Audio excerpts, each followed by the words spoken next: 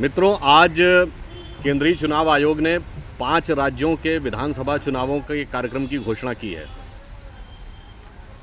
Bharatiya Janata party इसके लिए पहले से ही तत्पर और कटिबद्ध है और हमें पूर्ण विश्वास है कि इस समय जिस प्रकार का वातावरण पूरे देश में बना हुआ है, जो कि भारतीय जनता पार्टी के पक्ष में है, उसके आधार पर हम इन सभी राज्यों में बहुत अच्छा प्रदर्शन करेंगे। 4 राज्यों में हम अपनी सरकार बनाएंगे और मिज़ोरम में भी हम बहुत अच्छा प्रदर्शन करने में सफल होंगे, ऐसी हमें आशा है। मध्य प्रदेश और छत्तीसगढ़ की सरकारों ने जो अच्छे काम किए हैं, उसके आधार पर हम पुनः सत्ता में वापस आएंगे और राजस्थान और दिल्ली की सरकारों के अक्षम प्रशासन के विरुद्ध भारतीय जनता पार्टी के पक्ष में हमें निर्णायक जनादेश प्राप्त होगा। मध्य प्रदेश इतना बड़ा राज्य है, एक ही फेज में पूरे चुनाव कराए जा रहे हैं। ये चुनाव आयोग के विचार का विषय है। वो उन्होंने इस पर जो भी व्यवस्थागत दृष्टि से निर्णय लिया होगा, इस पर हम लोगों को कोई टिप्पणी नहीं करनी।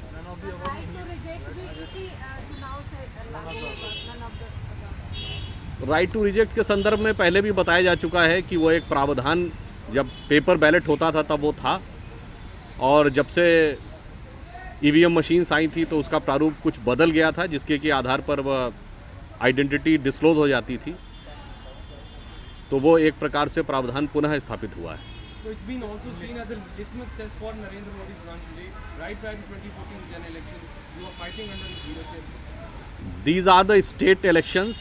Obviously, we are the national party, so national issues will also having the prominent. But these are the state elections, so state issues will definitely prevail. क्या ये लोकसभा के सेमीफाइनल की तरह देखा जाएगा? As I've already told that these are the state elections. Definitely, national issues will be having an overbearing, but state issues will be on the forefront. So that should be but one factor is there that over the last few months, your top leaders, all of them have said that Narendra Modi right now is the most popular leader in the country. Once the most popular leader in the country is in the fray, campaigning for state issues, don't you think that there will be some kind of a test of a most popular leader? There is no doubt about it that Shri Narendra Modi is the most popular leader in the country these days, which is evident from all sort of surveys coming from electronic and print media. And definitely we will be having an advantage of this.